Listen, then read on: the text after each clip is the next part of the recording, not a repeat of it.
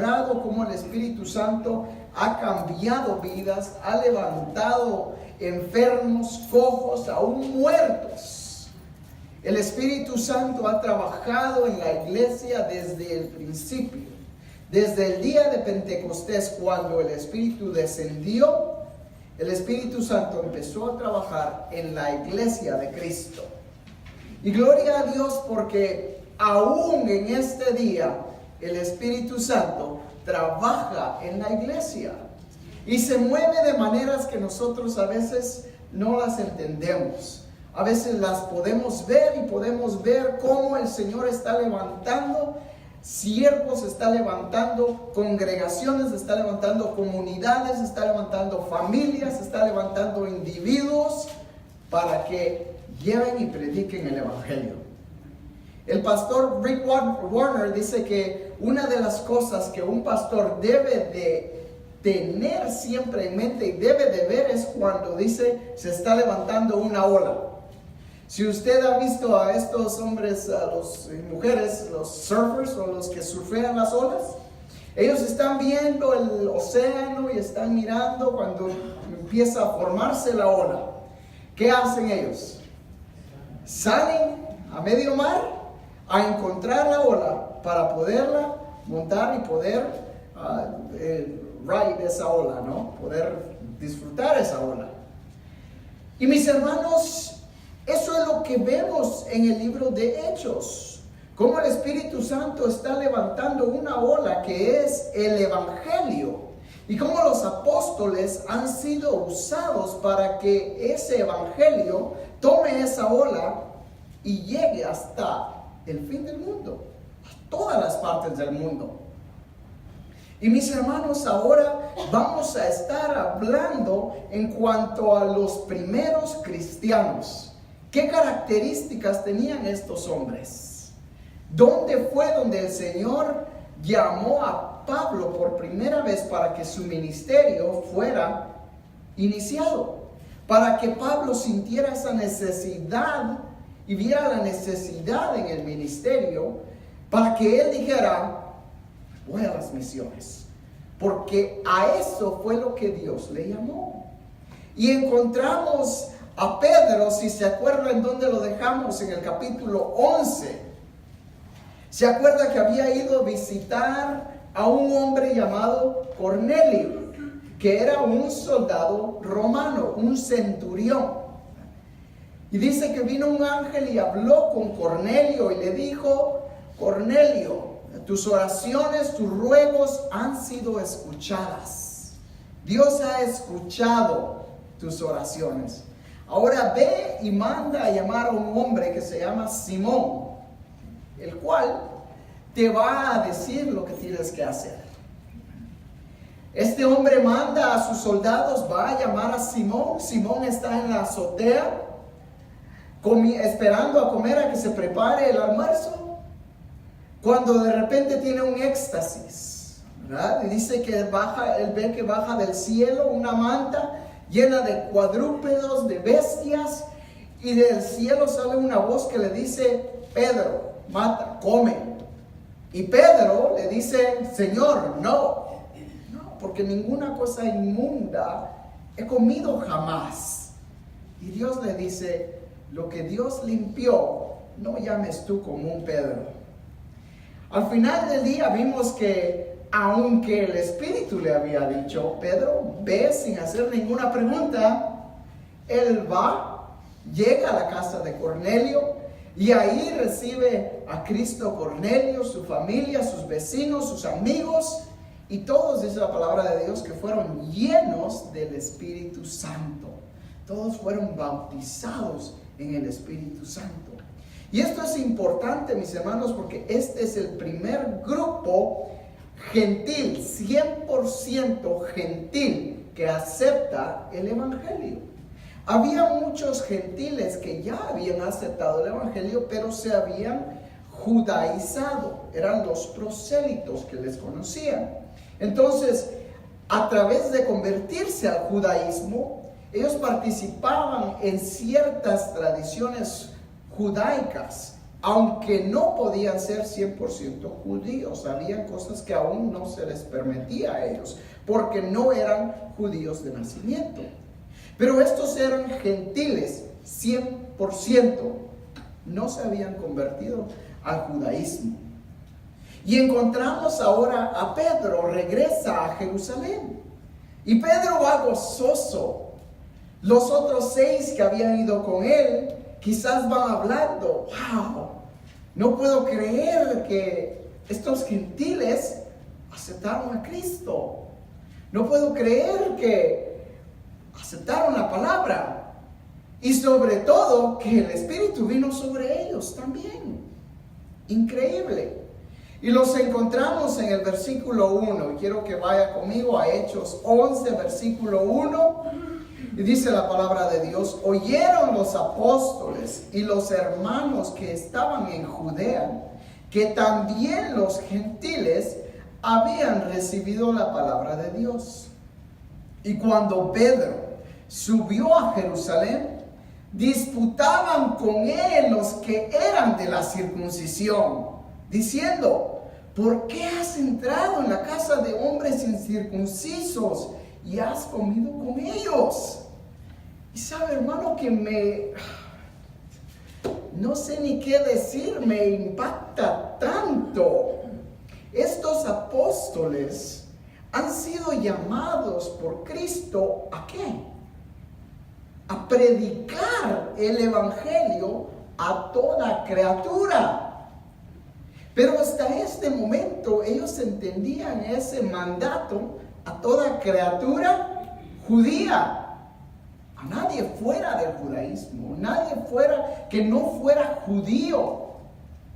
Para ellos el evangelio no tenía que salir de Israel, de Jerusalén, tenía que quedarse ahí. Sin embargo, no era eso lo que Cristo quería cuando les dio ese mandato. ¿Sabe usted que hasta este momento estos apóstoles no habían aceptado a los gentiles? Y habían tradiciones rabínicas que decían que los gentiles habían sido creados para mantener el infierno ardiendo. Así los querían tanto.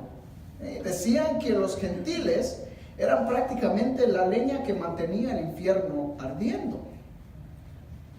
¡Qué amor ese!, ¿no? Ese es el amor que Cristo les demostró a ellos. No, definitivamente no. Cristo mismo les había demostrado a través de su ejemplo. En Mateo capítulo 8 podemos ver la historia donde el centurión va y va con Cristo y le dice: Señor, tengo un siervo enfermo. Y le dice: habla, da el mandato y él será sanado. Y Jesús le dice a los que estaban con él: ni aún en Jerusalén he encontrado tanta fe. Jesús aceptó a este hombre sabiendo que era un gentil, un romano, y por su fe sanó a su siervo. Encontramos en Juan capítulo 4 cuando Jesús dice que era necesario que pasaran por Samaria. ¿Y cuál era la necesidad que había en Samaria? Una mujer samaritana que necesitaba a Cristo. Dios les había enseñado a estos apóstoles que para Él no habían diferencias raciales, no habían diferencias religiosas, no habían fronteras, no habían nada. Dios no hace acepción de personas, como ya lo hemos hablado. Amén. Sin embargo, estos discípulos aún no han entendido eso y no lo han comprendido, y mucho menos lo han aceptado.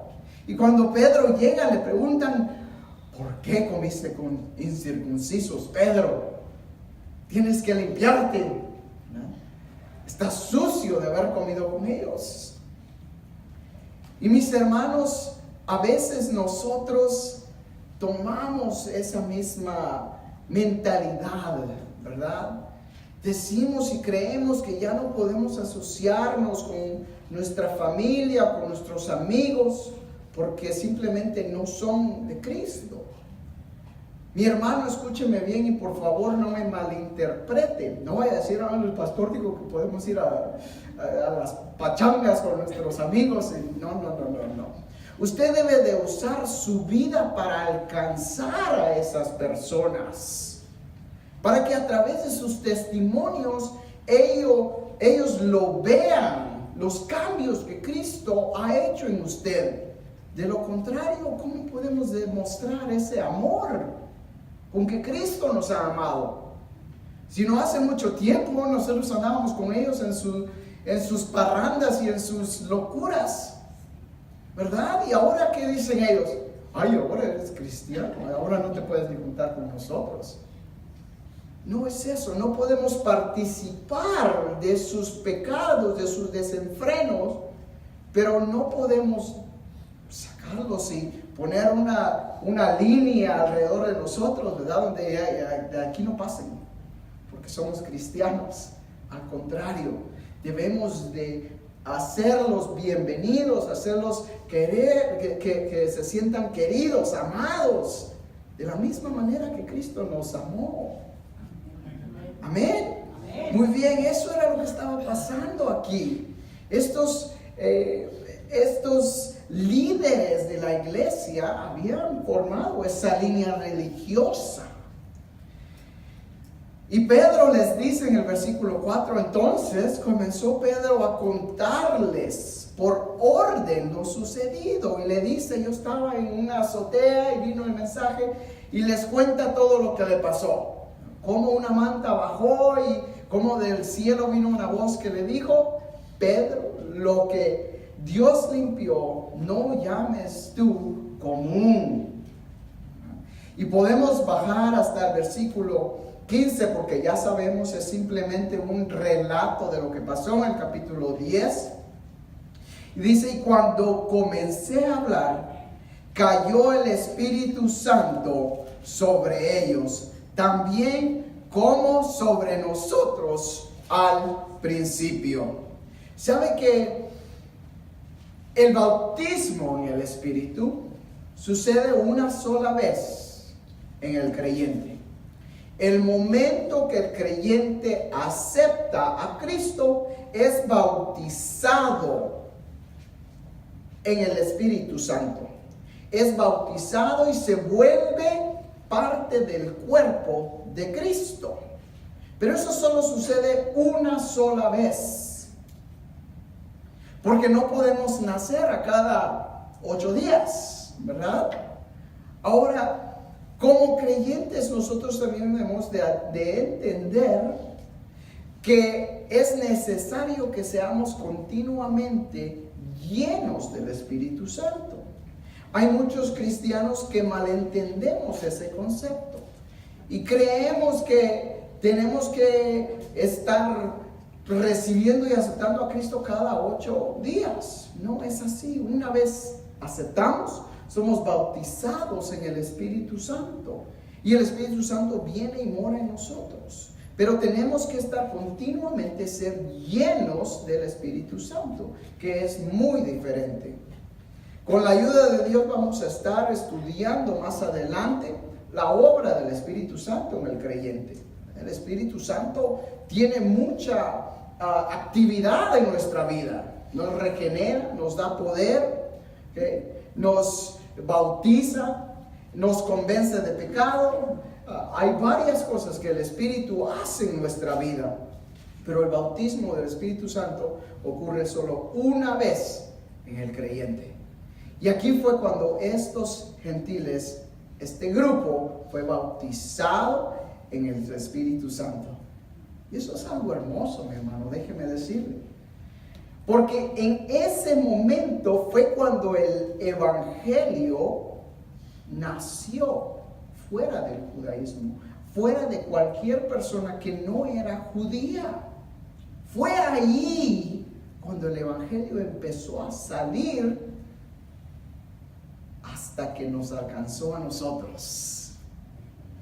Si nos ponemos a pensar, estos dos capítulos aquí, el 10 y el 11, es el inicio del Evangelio para nosotros. Si estos dos capítulos no estuvieran aquí, usted y yo no estuviéramos aquí. Es algo de darle gracias a Dios. Amén. Dice Efesios 4, 3 al 6, solícitos en guardar la unidad del Espíritu en el vínculo de la paz. Un cuerpo y un espíritu, como fuisteis también llamados en una misma esperanza de vuestra vocación, un Señor, una fe, un bautismo, un Dios y Padre de todos, el cual es sobre todos y por todos y en todos.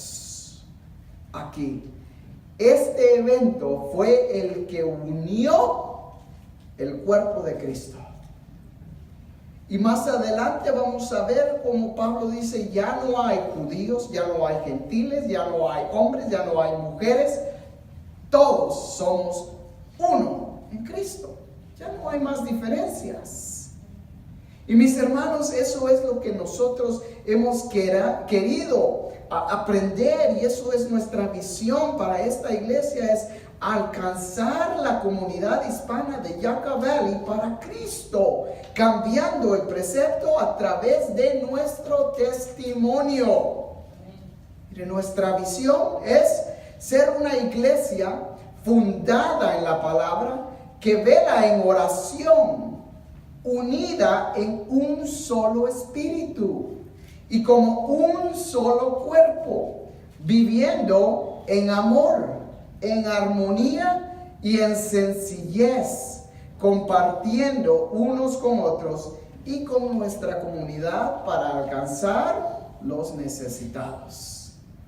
Esa es nuestra visión y nuestra misión como iglesia hispana en este lugar, que seamos uno.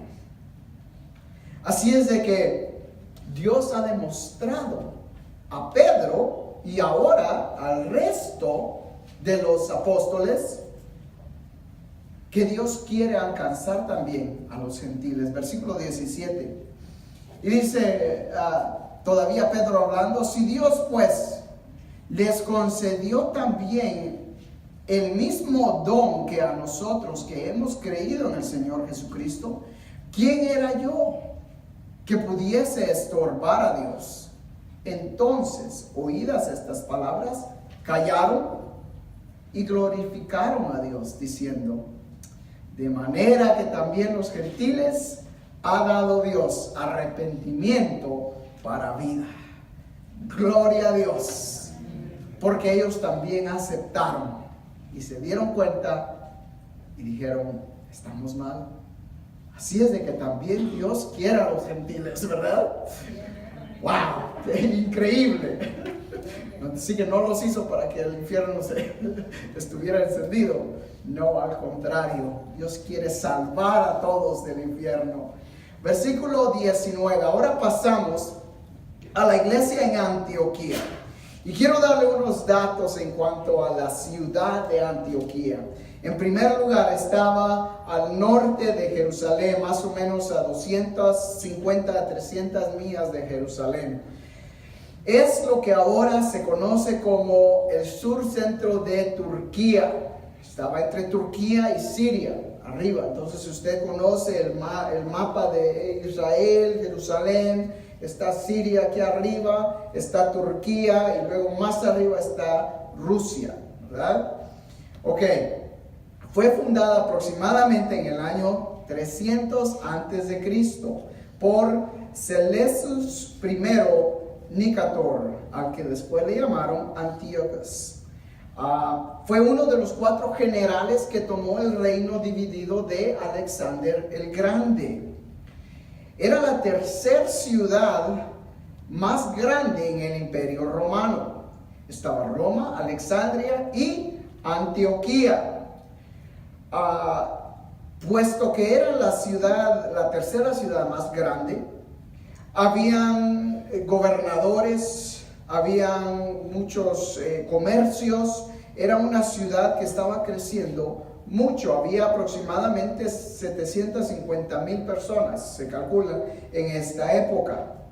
Había muchas religiones, se conocía por sus esplendorosos templos, ¿okay? Y era la capital del gobierno en Siria. ¿Okay? Así es de que esa era la ciudad de Antioquía.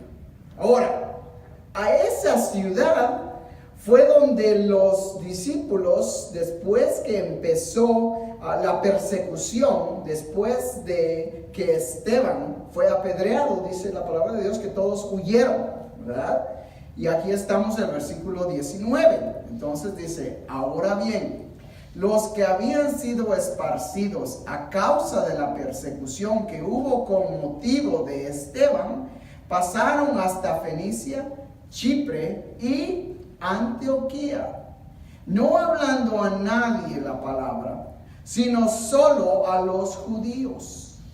Pero había entre ellos unos varones de Chipre y de Cirene, a los cuales, cuando entraron en Antioquía, hablaron también a los griegos, anunciando el evangelio del Señor Jesús.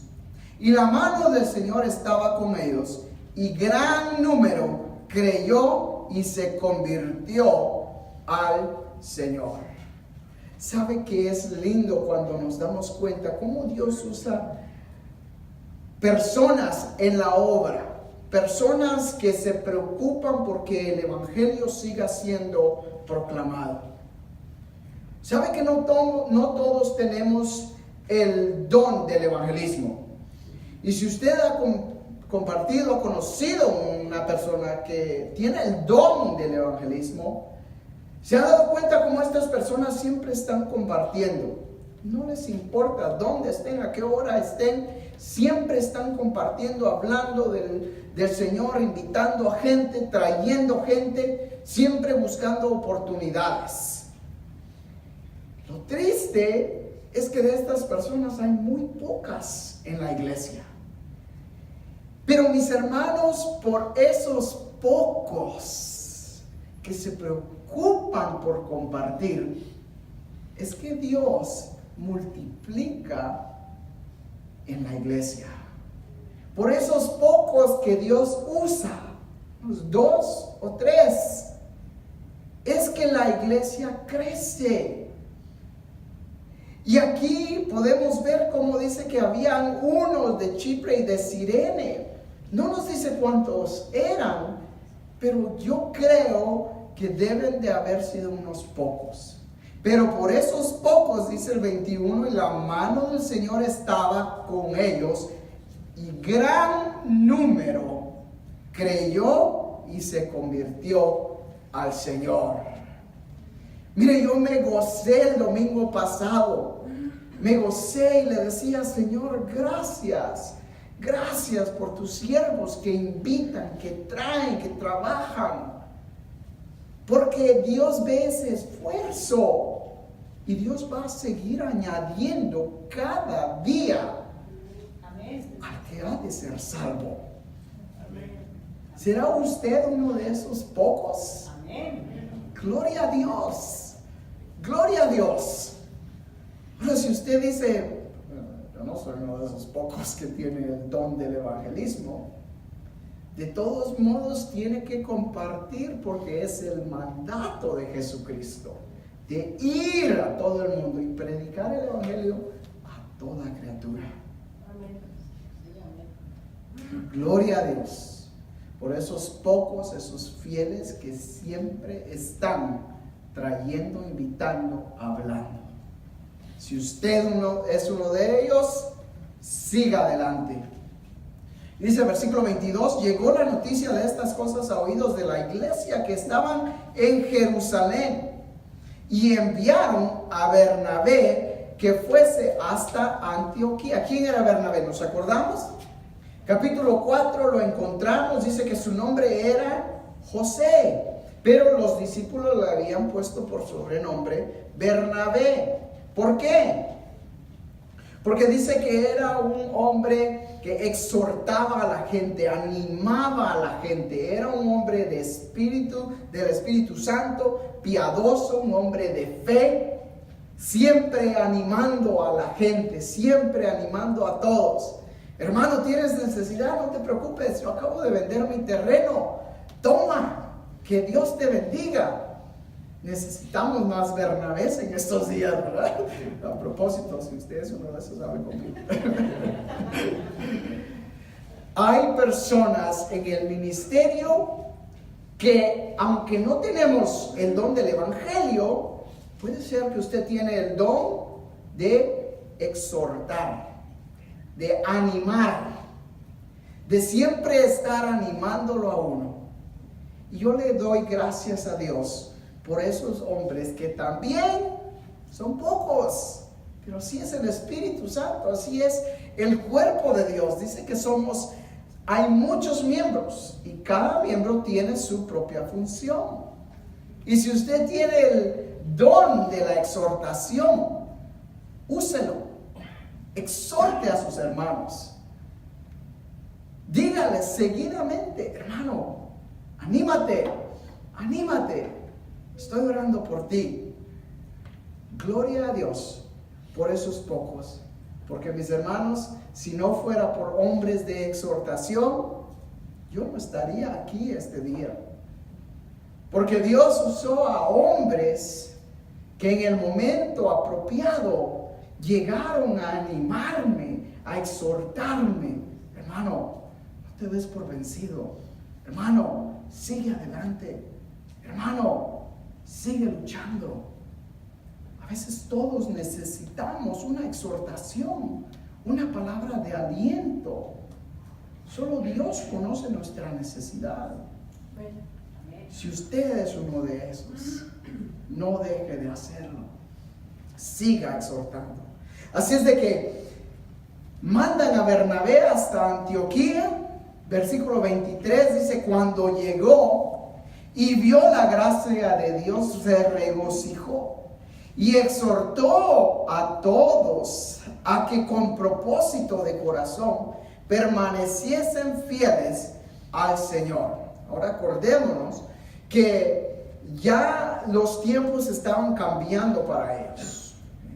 Las persecuciones estaban aumentando. La ciudad donde estaban, imagínense la ciudad de Vegas, una ciudad grande, llena de pecado, llena de ritos paganos, templos paganos por todos lados, y en medio de la ciudad, una iglesia cristiana que empezaba a crecer. ¿Se puede usted imaginar todos los problemas que esta iglesia pasaba? Entonces llega Bernabé y les dice: hermanos, anímense, sigan adelante. Y veo una necesidad. Ve la necesidad que faltaban maestros. Y se acuerda, yo conozco a un maestro, yo conozco a un hombre que por 10 años ha estado esperando lo que Dios tiene para él. ¿Quién era ese hombre? Vamos a ver.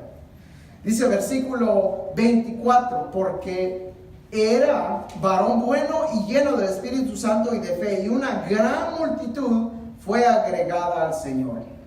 Después fue Bernabé a Tarso para buscar ¿a quién?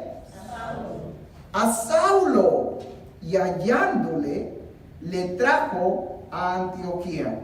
Y se congregaron allí todo un año con la iglesia, y enseñaron a mucha gente, y a los discípulos se les llamó cristianos por primera vez en Antioquía. Y quiero detenerme aquí. Dios conoce la necesidad de la iglesia. Dios sabe, dice: tengo una iglesia, hay una necesidad. Tengo un hombre que he preparado ya por 10 años. Tengo que traerlo de aquí para acá. Saulo, desde hace 10 años, ha estado esperando. Si nos acordamos y regresamos al capítulo 9, podemos encontrar la historia donde Saulo aceptó a Cristo. Y dice que en camino a Damasco, Dios lo llamó. Le dijo: Saulo, Saulo, ¿por qué me persigues? dura cosa te es dar cosas contra el aguijón. Y le dice, entra en Damasco y ahí se te dirá lo que debes hacer. Dios habla a otro hombre, Ananías, le dice a Ananías, ve y ora por Saulo. Y Ananías le dice, Señor, ¿estamos hablando del mismo Saulo? Porque este Saulo ha perseguido a la iglesia y he escuchado cómo los mete en la cárcel y aún los mata. Y le dice Dios, ve porque instrumento me es este. Y yo le demostraré cómo le es necesario sufrir por mi nombre. Y para que me sea testigo frente a gentiles, a reyes y gobernadores. Entonces, quiero que se imagine usted por un momento. Está Saulo, dice que tenía como escamas en los ojos, no podía ver. Llega Ananías, ora por él y le dice, Saulo, yo estoy aquí porque Dios me envió. Esto no dice la Biblia, esto me estoy imaginando yo. Me envió a decirte que vas a ser testigo a los gentiles, a reyes y a gobernadores. Así es de que en el nombre de Jesús, sé sano, recobra la vista. ¿Qué hace Saulo? Dice que inmediatamente es bautizado y empieza a predicar en las sinagogas. Entonces Pablo piensa y entiende, tengo que predicar, tengo que testificar, y va a las sinagogas y no es recibido. Al contrario, lo quieren matar. Y se va para Arabia por 3 años. ¿Y qué está haciendo en Arabia? Estudiando, meditando, pensando. Una vida entera en el judaísmo. Todo lo que él creía hasta ese momento ha cambiado. El Mesías que él había esperado hasta ese momento había venido y él no se había dado cuenta, como todos los demás judíos. Pero ese no era su tiempo. Es por eso que las sinagogas no lo aceptaron. Después va a Jerusalén y trata de reunirse con los apóstoles. Tampoco lo aceptan. Estuvo 15 días con ellos. Hasta que Bernabé llegó y les dijo a los apóstoles, hermanos, yo soy testigo de cómo este hombre predicó el evangelio. Pero ese no es su tiempo. Y en ese mismo capítulo 9 dice que lo mandan a Tarso. Le dicen, Pablo, Saulo, regrésate a tu tierra de donde saliste. Cuando llegue el tiempo te vamos a llamar. Nosotros te avisamos. 7 años después, Bernabé se acuerda. Saulo está en Tarso y está esperando que Dios abra puertas para un ministerio. Y el ministerio que Dios tiene para Saulo está aquí, en Antioquía, donde dice que enseñaron la palabra de Dios por 1 año entero. Este fue el primer ministerio de Pablo.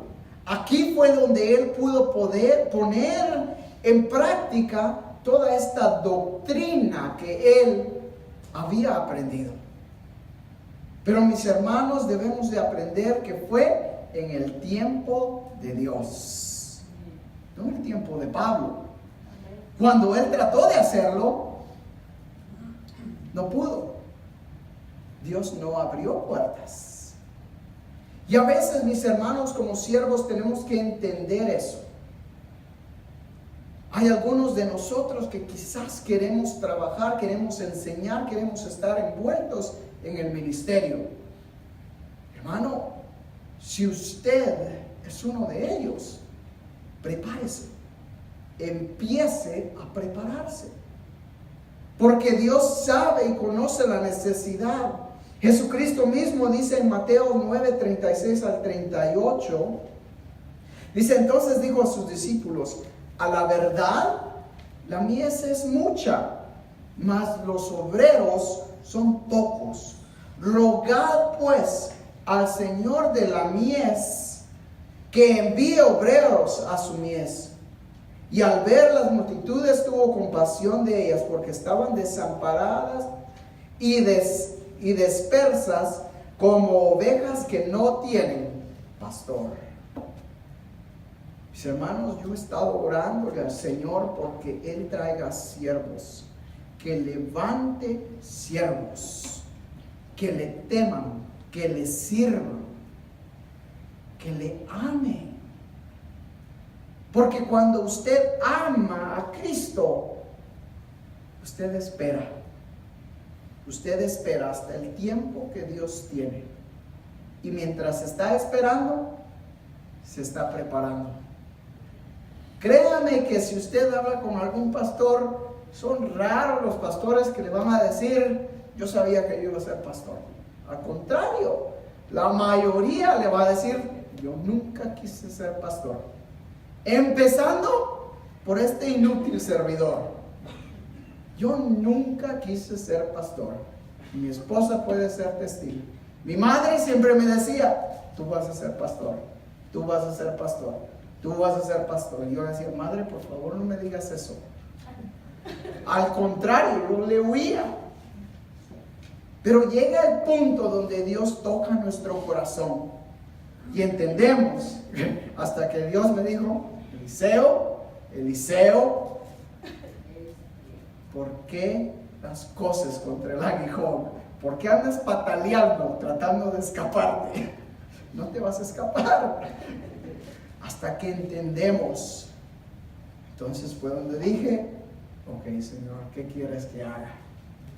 Y hasta que nos damos por vencidos, es que Dios empieza a moverse, y empieza a mover las piezas, y todo cae como un rompecabezas. Amén. Amén. Eso es lo que yo veo aquí. Cómo Dios mueve las piezas y ve la oportunidad y tiene un hombre listo ya por 10 años, estudiado. Dice, Pablo, ahora estás listo para que vengas y enseñas la verdad. Lo trae a Antioquía y este ministerio crece. ¿Quién será el hombre que Dios tiene para este lugar, que Dios está llamando para que se prepare, para que enseñe? La obra no es mía, ni es solo mi responsabilidad de enseñar. Varones, necesitamos hombres que enseñen. Mujeres, necesitamos mujeres que se levanten y enseñen a las mujeres. Dice Timoteo que las mujeres deben de enseñar, dice, las ancianas deben de enseñarle a las jóvenes cómo amar a sus maridos, a cómo ser sujetas. Necesitamos siervos.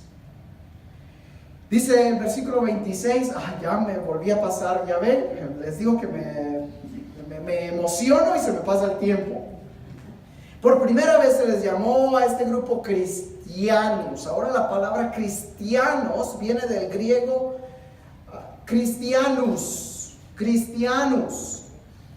Este término ianus era algo que significa siervo o esclavo.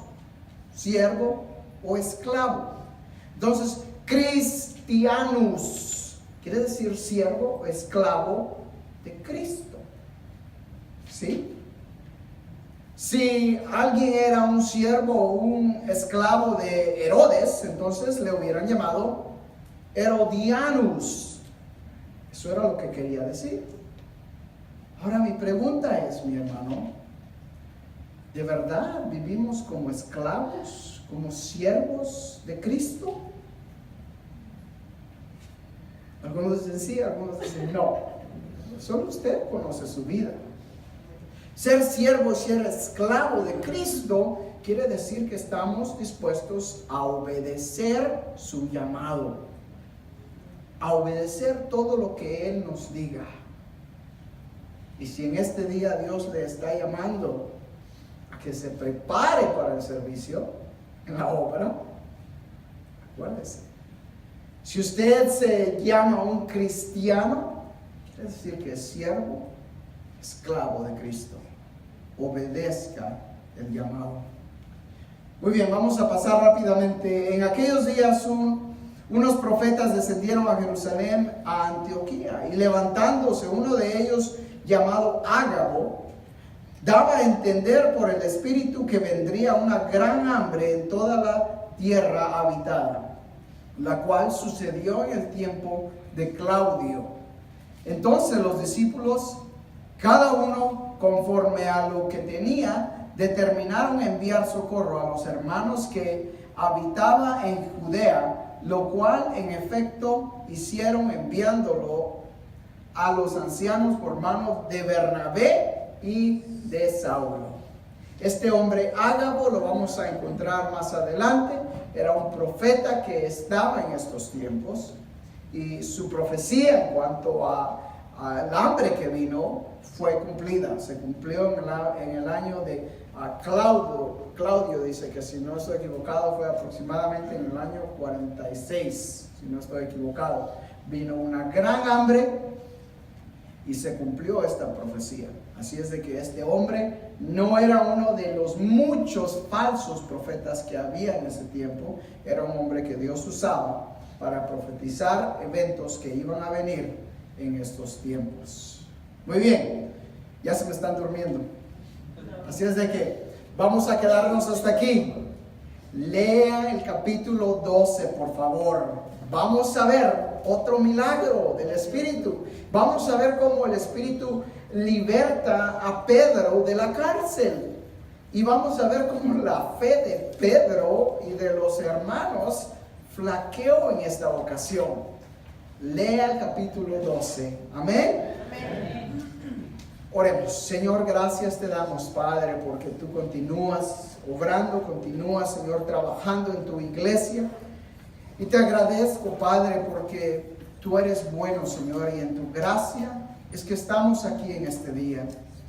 Yo te ruego, mi Dios, que tú continúes obrando en la vida de cada uno de nosotros, de cada una de nuestras familias, y que seas tú, Señor, el que continúe trayendo a las personas a este lugar. Enséñanos, Señor, a amarles. Enséñanos a demostrarles tu amor, ese mismo amor que tú nos enseñaste a nosotros. Y Padre, levanta tus siervos, maestros, que como Pablo estén dispuestos, Señor, a esperar en ti hasta el día que tú tengas preparado para ellos en el servicio de la obra. Llévanos a casa con tu paz, con tu bendición, y permítenos disfrutar el resto de este día. En tu nombre oramos. Amén. Que el Señor les bendiga.